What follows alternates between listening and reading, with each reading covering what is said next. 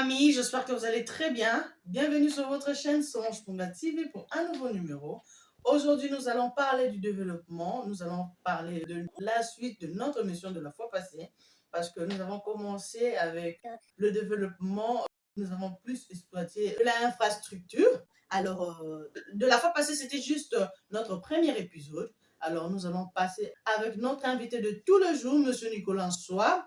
Bonjour, Monsieur Nicolas Soir. Bonjour, Madame Solange Mpunga. Boni kuna. Biso a appelé toza bien et bon mobino kuna. Ngana za bien. Merci, Monsieur Nicolas Soir. Avant de prendre l'émission, comme d'habitude, Monsieur Nicolas Soir, j'aimerais saluer quelques personnes et puis tout comme l'émission Nabiso. Je veux saluer Kevin Kimpoyo, le président de Ekenge Mwanamboka. Je salue Roger Mouzadi, le vice-président toujours de Ekenge Mwanamboka. Je salue le président de APC, François Mbouya, Moulami, du parti politique de Ariat Ouamo, et je salue personnellement l'honorable Ariat Ouamo. Je salue Yagabi Gabriel Mokia, le président de son parti. Je salue Monsieur Patrick Boumba, le président de l'ONG Sodéalf, Yenemutu Asimbi Mabeleya Lukunga. Je salue Monsieur Laurent Prince Congolo de Sodéalf, de l'ONG Sodéalf. Je salue Monsieur Ami Mampouya de l'ONG toujours Sodéalf. Et je salue Monsieur Junior Keba de Sodéalf. Comme on le surnomme, Badino. Alors, je salue Jean-Michel Moloto, le président de Rêve Congo, et je salue René Aboulé Nendoumba, le président de l'ONG Front Agricole. Et je salue Augustin Odimba, maître Augustin Odimba, je salue maître Kondé, je salue maître Kitima Eli, je salue maître Sarantanga, je salue tout le monde. Je salue tout le monde pour aujourd'hui, je m'arrête là. Alors, Tokobanda émission Nabiso aujourd'hui, comme d'habitude, Frangala, et sur le développement, domaine infrastructure, mais donc plus là, bas détail. Et j'avais oublié, avant de commencer mon émission, j'aimerais d'abord inciter à vous tous ceux qui me suivez de vous abonner sur votre chaîne Solange Ponga TV. Vous ne serez jamais déçus et soutenez-moi, c'est tout ce que j'ai besoin, de partager mes vidéos, de partager le lien à tout le monde, que tout le monde puisse nous suivre. Nous voulons faire passer le message à tout le monde entier. Alors, soutenez-moi, je suis votre soeur. J'ai besoin de vous. J'ai besoin de vous. Tobandi émission Nabiso à M. Nicolas Soir. Oui, M. Nicolas Soir, nous sommes toujours dans notre émission sur le développement suite. Alors, M. Nicolas Soir, tokoki kolobela kaka te sur le développement sans pour autant qu'aussi ma technologie en général. Alors, tomonaki na ba image immeuble o ya téléphone. Tolinto yeba, moi historique ya mutongo, tolinto yeba za nani. Et idée wana eutelaki ye wapi. Hein, soko roki kosala biso moi historique na ye. Et puis nani asalaki yango. Donc biso nyonso ba téléspectateurs toza na poso yeba nani asalaki loko. Avant de parler na immeuble à téléphonie wana ya walkie-talkie, na nina sala mona pesa moi histoire moko boye ya likambo téléphone portable. Po mingi baye bakate e bandaka ndenge nini koma lelo ndenge za boye ndenge nini. Motorola zalaki na ba appareil na yo ya zalaka kosala ba américain, ya communication tout ça. Et puis mekaki ko développer moi makasi pour servir Mobutu na ba agent na ye ya sécurité tout ça, le quoi bazalaki ko soutenir Mobutu makasi les années 70. Donc lingaki azala en place pour arrêter avancer ya hégémonie russe puis na expansion ya Russie, disons ya ki URSS na époque na Afrique. Moni batiaki Mobutu siko ba mona ke Mobutu pour vendre bien il faza na communication pendant makasi pour la sécurité na ye. Après yako kita l'era yo la DSP na ye tout ça utilisation na comment ils sous vraiment des agnes bandélité. Après ingénieur finlandais moko ayaki ko développer appareil ce qui est plus performant que Motorola. nde siko azalaki koluka ayebisaki bachef na ye nasali appareil moko boye mpona moto akoki kosolola place nyonso ozali otambolaka nango na nzela soko babengi yo bakoki kozwa yo mpo osolola bachef ne bamonaki eloko ya boye soko totia yango na marché nani mpenza akosinteresse nango donc ça ne valait même pas la peine basabotaki banégligeaki yango bamonaki ekozwa marché mpenza te après ye aye koyoka sango ke prince ya Koweït na ya Émirats Arabes bazaki koluka pare ya ndenge wana po basololaka bakomunikaka na batravailleur na bango baokende na badésert mpo na bisika bapui ya bapétrole na bango ezali do baki na besoin ya communication leur nyonso nde baye kosenga ingénieur finlandais wana ameka kodéveloppe bango mwa modèle moko boye network de réseau moko esalaka kaka bango bachef wana na batravailleur na bango ndenge ezalaki Mobutu na équipe na ye ya agent de sécurité partout bazalaki na Congo bakoya bacommuniquer na ye na baappareil wana Motorola à l'époque sikoyo bato ya république Émirats Arabes wana basepelaki babi toyebi ke Mobutu na Afrique azalaka vraiment na communication makasi ye na bato na ye eza koservir de sécurité ya bien donc biso mpe tolingi osalela biso système moko ya bongo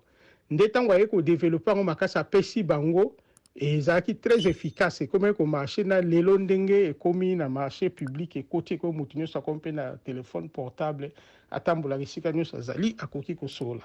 donc mwa histoire nango eza bongo ebandaki na baaméricain basalaki epuis bautilisaki yango modèle ezalaki lokola Mobutu epuis baarabe bayaki kokomisa yango utile moko important ya travail na ndenge lelo ekomi utile important pour la maintenir sur la communication. Voilà. Ok, d'accord. En tout cas, monsieur, c'est de comprendre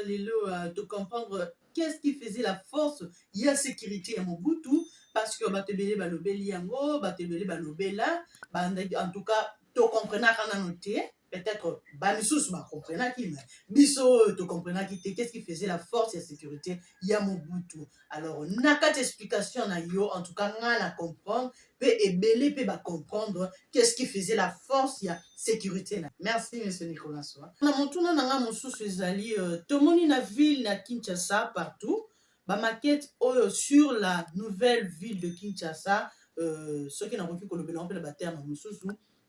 deuxième ville de Kinshasa. Alors tomoni ndenge bazwi contrat wana baki kopesa ngo epai ya baétranger sko tolingi toyeba mpona nini il faut kaka bapesa contrat wana epai ya baétranger mpona nini bapesaki parce que tomoni na mboka na biso toza na batalent toza na baarchitecte ebele toza na basavant toza na baoyo mpe batangi na baétranger baza na mboka na biso tomoni mpe baoyo batangi na bauniversité ya kati ya mboka na biso mais de génie oyo bazosala mpe mpona nini bapesaki bango te. Et tant que Congolais, ça la deuxième ville à Kinshasa, il faut pas qu'il y ait un pas étranger. On a dit que la qui bango chance il y a qu'on se démontrer il y a qu'on la qui ça ba compétence na bango. Bazo nyonso ba kerisa ki na ba université ba ko démontrer ngo ba doué baza aba surdoué bazali. Pona nini te botie la bango yango bo pesa bango contrat wana ba lakisa biso de quoi ils sont capables bo keka ko pesa ngo epa ya étranger tozo liga peut-être to comprendre pourquoi notre gouvernement aime toujours travailler avec les étrangers alors que peuple zali il y a de Congolais compétents dans notre pays soko roki ko expliquer biso eloko nakoki koloba na motuna on eza boye eza que lelo na monde baluka kaka teke ozwa kaka bana mboka bien que na ba projet a bongo peso ezalaka mieux ko associer bana mboka na une certaine mesure na moi niveau moko bo quelque part bango peut pas participer pour eza pe expérience pour na bango bakoka koyekola ndenge ni ba immeuble salamaka bien que mingi ba obima na IBT pe na bazwa temps ko pratiquer penta mingi te na niveau international et puis ko sala bazana mo ba rencontre na ba architecte de renommée internationale tout ça ezalaka moi bien pe ko sangisa na bana mboka mais pour na ba pays développé mingi ba koma ko luka caché donc signature ya architecte moko bo fameux célèbre ezala na misala oyo bango bazo salisa yango babenga l'air mo bapaya o baza déjà na renommée bayebana basali babiloko minene partout na monde neti Renzo Piano aza architecte asali de Schrad immeuble le plus long awa na Angleterre na ochape photo nango abomona Donc shrad wana ngo baneti milangi pasuki batalatala o pasoli yango bongo sangisi ça lokola ndako pour forma ndako on pesa bongo lokola morceau de verre ba recoller ensemble ba composer ndako. Donc ye aza italien asala pe asala aéroport na kanisi à Montréal biloko mo ebele un peu partout asala pe musée bibliothèque Georges Pompidou na Paris. Basa yiwana nde basala ngona Richard Rogers aza architecte moko anglais célèbre pe do ba travailler ensemble na ochape ba photo ya architecture ngo ya ndaku wana bibliothèque Georges Pompidou eza parmi ba icône donc ba image moko ba œuvre moko célèbre puis fameux oye matisa ki style na uti ko parler na émission uti ko leka ya on a style artistique architectural on a parlé na mingi et au tobengi high tech donc en français haute technologie en anglais high tech donc hier Richard Rogers wanana Renzo Piano Richard Rogers aza anglais Renzo Piano aza italien bango tu basalaki yango tout comme na lobaki o mususu immeuble ya Wokitoki eza architecte moko ya Amérique latine uruguayen mutasalaki yango donc ekipaka nango te ezala te ke fazala kaka mwana mboka bien que ape ba anglais basalaka ba architecte anglais neti ba Nicolas Grimshaw ba Richard Rogers wana uti koloba o aza penda le plus fameux na bango ezalaka yenda sala mwa biloko ebele bila sala stade ya Wembley et puis asala ba immeuble belé na Hong Kong et puis Dubaï presque ye mutu asali yango donc plan ya Dubaï ndenge zawana lelo yende mutu vandelaki yango azali d'origine ya Manchester à tanga awa na Manchester architecture na et puis akena continuer aux États-Unis le niveau masters donc aza un architecte célèbre Norman Foster yende asala de Gherkin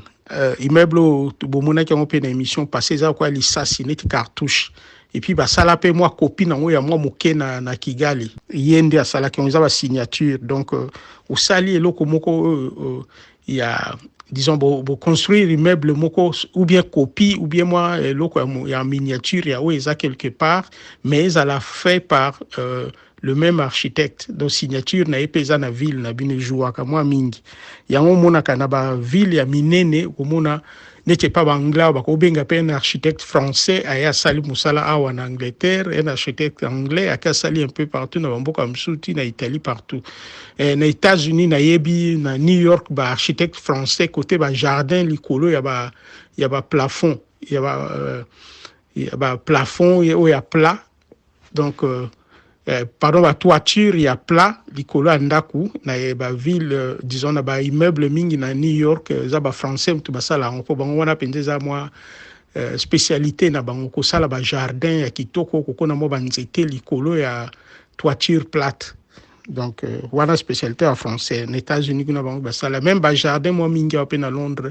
bango ba français mutu basala ngo baza makasi côté wana donc ezala bongo pondo kotia ba signature ya ba architecte ba mboka mususu pe eya na epai na bino ezaka te boza biloko ya bino moko style na bino moko faut ko sangisa pe na biloko ya batu mususu salaka ba fleur moko ya différentes couleurs et ça la beauté ya jardin ba fleur à jaune ya violet ya rouge ya bleu nyonso soko tie sika moko esalaka esthétique ya jardin moko kitoko les gens sens wana. Oui, monsieur Nicolas Soa, namotuna nanga mosusu ezali pourquoi dans d'autres pays tout le monde a kandenge bazali na vision ya avenir pour na mboka na bango donc bazali na vision ya progrès ya mboka na bango mais qui n'est pas le cas pour notre pays. On sentir que dans notre pays Moutounios a la vision à détruire. Pour ne pas dire Moutounios, parce que moi aussi je suis dedans, n'a la vision à détruire. La plupart de nos Congolais ont la vision à ruine. Bon, balingi, buka lelo liya lelo. Bazota la avenir te. Pour la nini, elo komoko ya bongo. Alors, tolingi, to mika comprendre qu'est-ce qui fait que et pas na biso to lito za na vision moko limitée, tolingi ka kota la lelo alors que pas ba misusu, c'est pas le cas. Epai na biso eloko ezangaka eza vision po mutu soko boye gouvernement disait ko za président ana idée te ana vision te mais faut s'entourer na batu moko ya mayele bakopesa ye ba idée et puis ye pe azala réceptif akoka kondima ba idée wana ba mettre en application po biloko mingi ya ka projet ye mais okomona mokonzi soka za na vision ya bien te omona no boya ba no freiner ba projet nous ah o te o est-ce que ko simba boye na boye do ya omona ka bamboka mususu kendaka liboso monsieur zozonga sima ba mususu ba réticent na makomeka mais neti par exemple cas ya Rwanda aza président Kagame na mona keloko na sepelaka mo mukepa na ye aza na vision a s'entoura na bato mayele pa yokelaka bato ngo ozomona soko balingi basala likambo do ba créer pour le développement mboka na bango en tout cas côté on a hésité te donc yango na point fort na eza yango na talaka Kigali ndele le bien que ça espace moko muke à développer espace muke wana malamu et puis exploitant ou bien sali que comme quoi attirer quand même bato na libanda etala ba biloko asala po na côté marketing ya mboka na yo na ba varese ba équipe minene ba komo kolata ba komi visite Rwanda nyonso wana eza po bato baya ko visiter Rwanda ekotsa mbongo na tourisme et puis na ba activité misusu po ba touriste leur bayaka wana bayaka pena ba ko mema pe investissement ba ko ya pena investisseur ba ko pesa ba rapport na ba investisseur et au sala ke ezo sala mbongo ezo kota na mboka pesa ko se développer renommé pe mboka ezo mata donc yango côté wana nde na sepelaka mingi na président Paul Kagame mais pas na biso par contre ndenge na uti ko expliquer na émission eleki ba biloko nyonso ya kotonga ndaku ezalaka na Kinshasa pour ça que mboka peut se développer presque en tout cas ezalaki ko se retrouver la période à Mobutu wana ezalaka no nyonso sur place mais soko batu bazako tonga te ou bien ba gouverner le kake belé wana mizako tonga te ezalaki que manque ya vision donc batu moko bazana vision penza te ke loko ni to ko sa po mboka na biso lobi ba lobelaka yango Mobutu ye mo azalaki na mwa vision ndenge asalaka ke combat ya Ali Foreman e ya kobundama na Congo wana esala réputation ya Congo renommée ya Congo mais na suka nango fa to continuer to saka ba activité mususu to bongisa ka pe infrastructure ezala en place pour e attirer ka pe ba investisseurs misusu et puis ba compagnie kende liboso malheureusement moi ba compagnie mike tiamaka na mboka na leur wana nyonso ya kokufa nango na makambo ya pillage ndenge bato batombokaka bake kopiller donc elingolo bake d'un côté abongisi asali moi image ya mboka na kobengisa combat Ali Foreman de l'autre batu na ye na entourage na ye bakosala makambo ko ezongisaki mboka sima et peuple ayesu ko détruire eloko malamu ye asalaki donc ça moi autodestruction moko boy sala ye la biso moko pona erreur ya un côté et de l'autre population peut se venger au lieu se venger na ndinga malamba ke ko détruire moi ba bien ngo ko ka et progresser mboka da biso yango problème ya Congo do tozana ba visionnaire penza te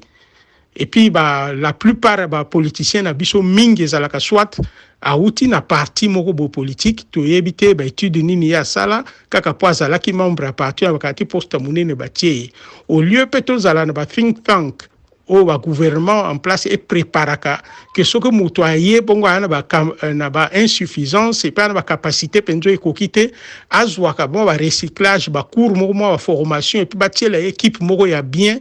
oyo l'État koki ko taba travailler na mutango po ba propulser asala musala ni koki biso zaka bongo te biso sala ke mutango akoya soka ko yiba yibi na ye soka ko sala oya ko sala tango pa ko kende muta ko sala inventaire kuna azate muta ko meka ko sala audit ba ye ba ka akutaki nini tango zo bimatiki nini ezalaka te donc moi manque ya administration wana manque ya contrôle na ya gestion malamu ya l'État la chose publique et pas na biso ezo détruire nyonso ezo boma nyonso voilà. Oui, monsieur Nicolas Swamotuna nanga mosusu ezali pona nini na kati ya Angleterre tomoni na capitale ya Londres tomoni toute une ville qui porte le nom d'un pays Canada alors que na ba mboka na biso en tout cas tomoni biloko wana te pona nini epa na bango il faut batia ville bapesa ngo kombo ya mboka mosusu et pona nini epa na biso basali bongo te po à part nde tomonaka na banda biso toyebi babengi yango Paris to Kitambo babengi yango Miami et na Kaluka babengi yango Camp Luc mais que bapesa ngo kombo ya ya mboka moko boye to ya ville moko boye ezalaka na mboka mosusu epa na biso biloko wana ezalaka te. Alors toni toyeba mpona nini baanglais bamonaki quartier wana eza na est ya Londres ezalaki baquartier moko neti abandonné place babombe ekweyaka babombe ya baallemand ekweyaka wana na deuxième guerre mondiale. Donc babongisi yango mais bainvestisseur canadien nde mutu baaki bato ya liboso ya kotia mbongo place wana yango wana place babandaka koconstruire na cité yango wana Carrefour ya liboso mwa place ya liboso babanda babenga Canada Square po ezalaki donc neti mwa Carrefour Canada donc neti ezalaki mbongo disons neti bainvestisseur canadien nde mutu batiaki mbongo yango esalaki bapesaki mpe kombo ya mwa coin wana place baimmeuble yango ebandaka ya liboso batongaka Canary Wharf kombo ya immeuble yango il fut un moment ezalaki l'immeuble le plus long ya Angleterre mobimba d'ailleurs il y a Londres et puis il y a Angleterre mobimba Canary Wharf mais lelo comme na ba immeuble mususu na kotia ese likango de Shrad na ba misusu dans de guerre kingo za kwa lisaso na utu la déjà wana et leki Canary Wharf wana mais dans les années début les années 90 Canary Wharf yaki yango ndaki immeuble mulai koleka na Angleterre mobimba. Donc baanglais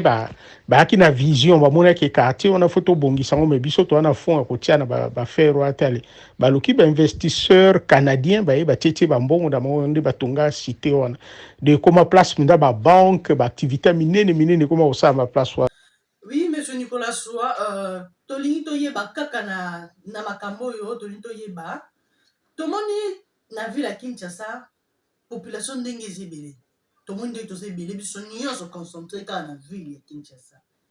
et tomoni ndenge na kati ya projet ya développement basibe plus kaka na ville na kati ya ville ya Kinshasa alors que Congo eza monene alors que toza na baespace ebele yango tolingi toyeba mpona nini balingaka kaka kotonga na kati ya ville ya Kinshasa alors que ville déjà etondi bato baleki ebele mpona nini te kosala banouvelle cité na bacoin misusu bazolinga kaka koconcentre nyonso na kati ya ville est-ce que eza mpona manque ya bamoyen to mpe manque ya vision et puis selon yo pour que baconstruire esengi baconstruire na point nini ya mboka na biso pesa biso bapoint stratégique oyo bakoki koexploiter likambo ya infrastructure bakoki kotonga point nini ya mboka na biso bakoki kotonga toyeba nano monsieur Nicolas Soa parce que tout est concentré toujours dans la ville de Kinshasa alors qu'il y a beaucoup d'habitants ici dans notre ville de Kinshasa il faut pas penser biso il faut pas penser biso alors pona bien ya mboka développement ya mboka na biso pesa biso non ba point nini oyo il faut peuple et la donc ba autorité na biso oyo ba se décider kotonga ba koki ko exploiter au lieu ya kotonga cité ya sika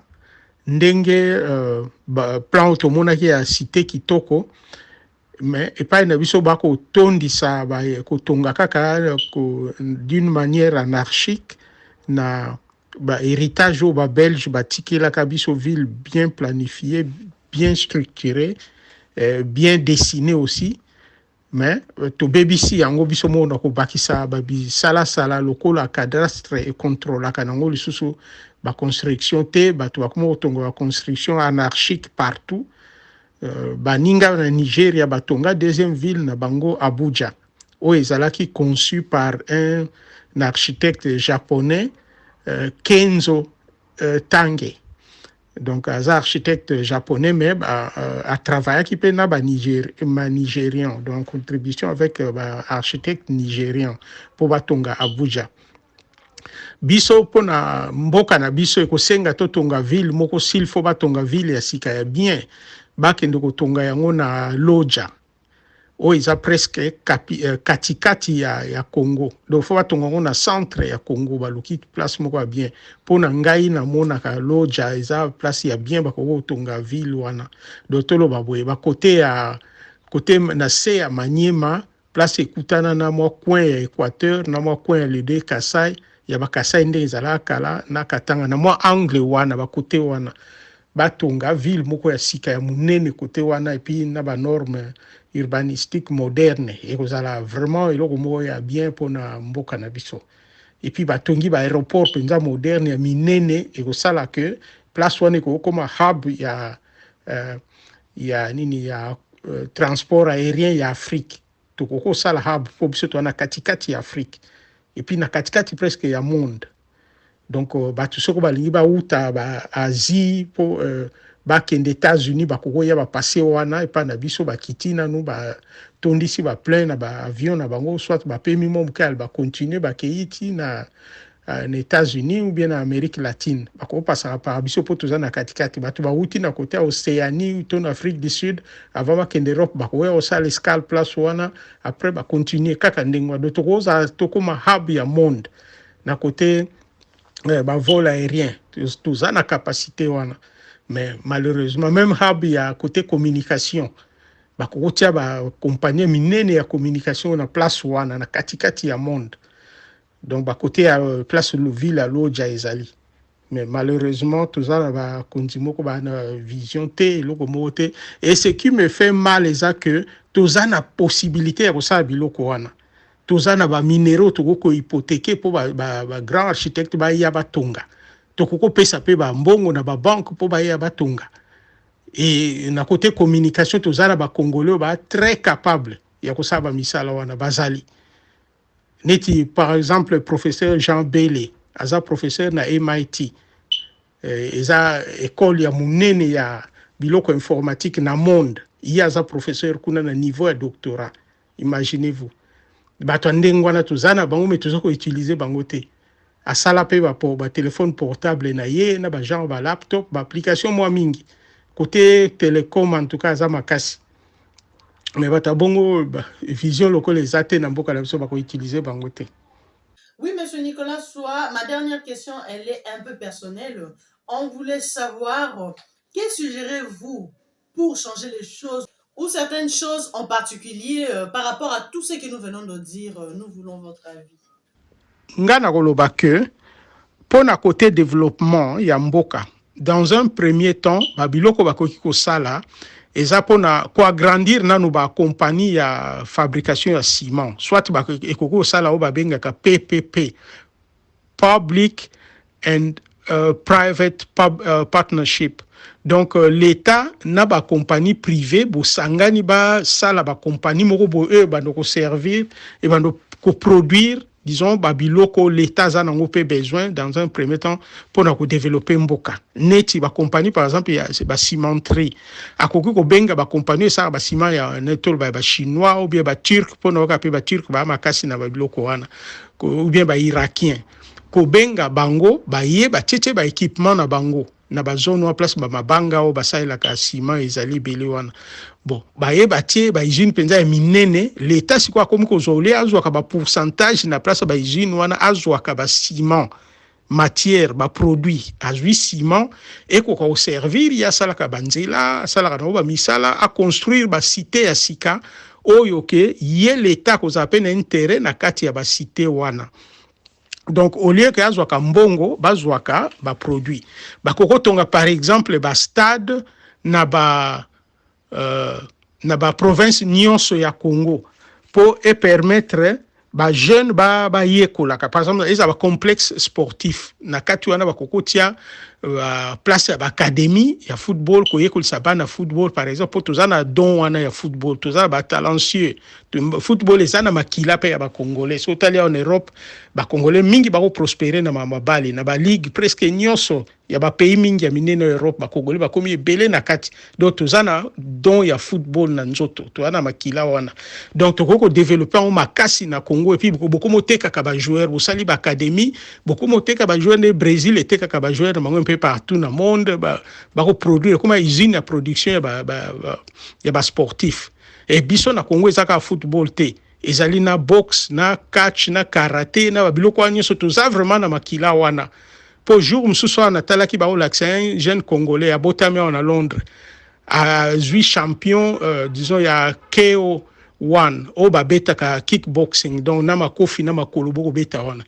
petit wana za fort ya kosala te banglais bazokumisa ye na bapeti bacongolais mingi baosala boxa baza mpe komata donc toza na biloko wana sport na nzoto donc eza question pays na biso bastructure babiloko baencadre bango malamu tokokokende nango mpe liboso ekokoma mpe ndenge baaméricain bakoma baproduit baboxeur ebele basportif ya niveau nyonso biso mpe toza na capacité wana mais eza ke mpo toza na vision te bakonzi na biso baa na vision te moye baprogresse basala mbongo na kote wana eza te eza mpe source ya revenu mosusu yango wana epuis oza ede mpe bajeune wana babonga bavi na bango ebonga so bango babongi bakoki mpe koya koinvestir na mboka donc bacomplexe sportif nde nalobi awa l'état kokosala yango wana eza élément ya liboso basale ya théâtre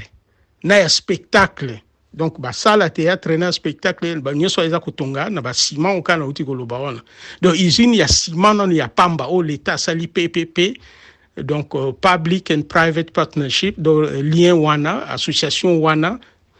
neti joint venture donc deux compagnies batu bayokani basala travailler ensemble mais siko part ya l'état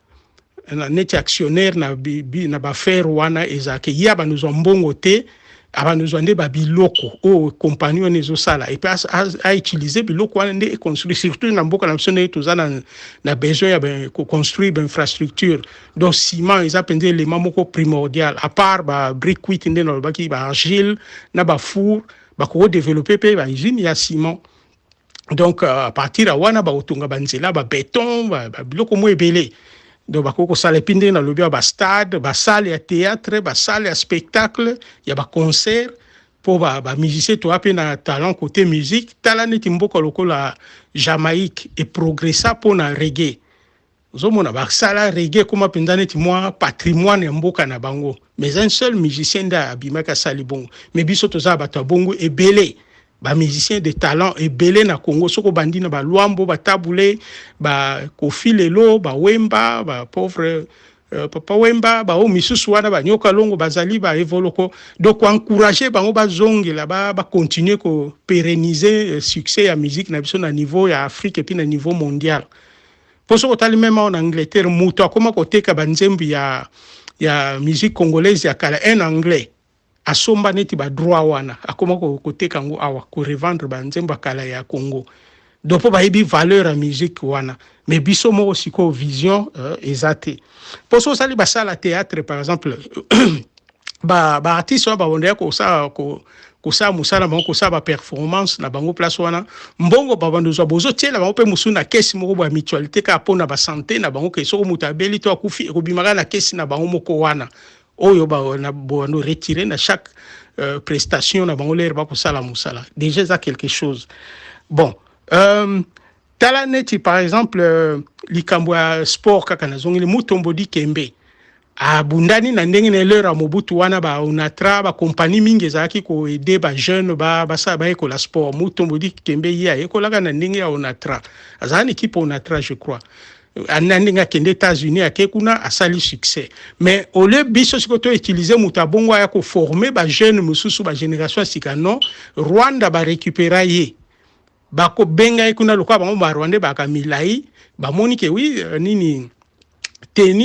basket et bonga bato milai mais bango lokwa baki na talent wana te yebaki penza osa sport malamu tel bengi un connaisseur un champion gagnant ya sport wana akeno former jeune na bango moni siko na olobake gouvernement mo eza na vision bamoni ke Mutombodi Kembe aza bon sportif aya ko sabiso Rwanda to kamilai tout ça so ako former pe basketteur ya malamu ko sa renommé mboka na biso un jour ozomona visionnaire bazala bongo do azomona na avenir na musika ke muto akozala utile pona biso pona génération future na biso est-ce que biso na Congo est-ce que utiliser ka yepenza joueur rebelle tozana bango Claude Makelele ebele betia en Europe to rozwa bon peut te récupérer ba ko former na académie former jeune musu na Congo kuna mais le gouvernement côté wana oka pesi ministre ya boya aliaka na mbongo basali boy mutu pa ko landela ye bateke mbongo balobaki no salo sai na ngonini ezate mutu pe aoya ko lobake no yo ministre tango koti na poste au projet na weza nini okosala nini plan d'action na weza nini okosala nini après et puis tous les 6 mois ba ke no contrôler bango soki ba ko landela penza plan ba pesaki ya makambo fallait ba sala soki ça maté bokoti bango recyclage soko omona bango saka ba résultats zaka malamu te bolongoli et ça que soko umisa mutu na place te azo sane lo côté bo vandisi wana zo zongisa mboka sima donc voilà ba suggestion na ba idée na koki kopesa za mingi na sens wana et puis ndeka na lobia on a tennis et puis studio ya musique gouvernement ko tiambo ba sombi penza be équipement to sali studio ya musique moderne pour ça la qualité ya musique na biso ça toujours likolo et puis ba musicien ba kendo saka ba ko enregistrer libanda te ba enregistrer kana kati ya mboka na biso et ça peut idée ya malamu mais pays ya ba musicien belé bongo to zakata na studio te moni donc ça manque ya vision. Merci, Monsieur Nicolas Soa, pour cette belle intervention. Alors, nous voulons savoir juste ton mot de la fin, Lilobano Yasuka, pour te clôturer émission Nabiso. Pona kosukisa na kopesa mwa li anecdote na ite so na obenga ngwa anecdote bien mwa li solo moko boeleka kala omoni eloko ndenge to koloba ba konzi na biso vision na esprit o bazalaka na ngoka ya ko s'enrichir ba enrichissement personnel ya ngonde zongisa pemboka na biso sima mwa mingi la voix du Zaïre oyo ezalaka disons RTNC lelo immeuble wana tango bazalaka ko sala ngo ezalaka concours ba pesaka concours moko public tout ça d'abord niveau international pour ba architecte ba maison architecture ya ko participer na concours batala na oya na maquette ya malamu na modèle malamu pour ba sala ba réaliser radio ya et télévision ya Congo na concours ango ndenge na yokaka ba racontanga ngo ndenge na yokaka ezalaka plan ya ba japonais nde mutu il fallait to yango nde yaki meilleur fallait to zwa yango. Mais au bazalaka ba konzinele wana na information côté information bazaki corrompu par ba français compagnie Thomson ya ba français nde yaki ba promettre mutongo ke ba otongele ba villa ba boyina boy ba opese ba mbongo aiko boy ya plan oyo ya ba japonais ozaki mieux adapté pour na climat na pays na biso po yango ya ba japonais yaki immeuble moko organique donc immeuble organique elingolo bakyo immeuble oyo même ba matériaux nango eza donc bakoki ko renouveler à renouvelable énergie mo renouvelable même ba yango mo ba matériel eza ko se soutenir donc immeuble wana eza na donc eza na besoin penza électricité mingi te pour fonctionner donc lumière à libanda déjà ça qui contribuer mingi na éclairage ya ndaku na ya ba bureau. Donc ba sala de sorte que ba fenêtre ko kotsaka lumière mo boza besoin ta mwinde pe la katena moi par exemple ou bien na ba ascenseur na l'air ozo kita ozo obligé te lumière ezala mais oya ba français l'air ba ye ba tie ba kamati ba tia ascenseur placement molili donc outa ba soko courant zate dozo kita ba marche wana molili dans le noir et puis immeuble à plus de 20 étages tout ce qui tombe dans le noir eza mawa. Bon, nyonso na ba konzi na biso ba salaki kaka donc ba lekisa projet ba français pour ba lia mbongo puis ba pesa bango madeso bana et lelo to comment mon résultat immeuble ngo comment non presque et beba quoi donc ils sont fonctionnels penzate alors que oyo ya ba japonais alaka eloko moko ke ata courant zate immeuble fonctionner bien. Omoni sikodo mabe ya koyiba na motema mabe ya bakonzi na biso l'air mo ezongisaka mboka sima na makambe belé alors que immeuble ba japonais est moins cher par rapport à ba français o ba sa la biso immeuble tout monde ya RTNC lelo wana ba français tout ba sala ngo mais prix nango ezaki plus élevé que oyo ba japonais ba lingai ba sa la biso et puis ya ba japonais ezaki plus adapté na ba problème ya Congo o tout ça problème électricité l'air nyos ba japonais ba yeba ki problème on ba calculer que non bateau faut ça la bango eloko boy donc un immeuble organique pour baza na besoin ya énergie mingi te électricité belete makamwe belé et ça la naturel na immeuble wana yango benga kango organique donc e ba biloko mwa mingi ko ça la naturel neto ndenge le loto mona immeuble intelligent. Donc c'est un peu semblable mais immeuble intelligent a biso ko kotaka électricité belé tout ça bonabo mais ouais à bango à l'heure wana ezalaki que pour se suffire autosuffisant. Voilà, un immeuble qui se suffit. Donc, oui, ça a besoin d'intervention, les bandes mingi pour immeubles fonctionnels. Il y a un immeuble organique. Et puis, il y a un mieux pour les pays locaux, il faut que les immeuble wana. Donc, pour les lots, na suki awa. Tokomi na suka émission na biso. D'habitude, na si cette émission na ngana roloba quelques mots na suka. Alors, mais parfois na loba na répété quand M. Nicolas soit dit tout.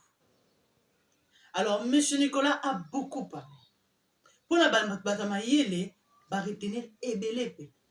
va comprendre mingi. Na koloba mingi te. En tout cas, na koloba mingi te. Mais na otika ka ba image loba. Par rapport ya makambo nyonso M. Nicolas soit lobby pour le développement ya mboka na biso. To lingi batu lokola boromona na kati ya image te. Hein? Moni batu bongo, to lingi bango te. Ngana loba na ngate o aloba kite na tiki ka ba image et loba. Na roba kisaka ni loba suka pe to kokabana ensemble. Je vous laisse suivre. Mitema ka ande na lobaka. ONG eza ya ngai te, meza ya bino ba mama na ngai, eza ya bino ba yaya na ngai, ba leki na ngai, ba papa na ngai. Bosimba yango, bosimba DGCF na mitema, bosimba nga na mitema, to tambole longo po molende na biso esa nini? Retenez qu'il y a quelques mois seulement, Maman Hurlaine Badila, des passages dans ses coins, avait trouvé ses ponts dans un état de délabrement très avancé et avait promis à la population.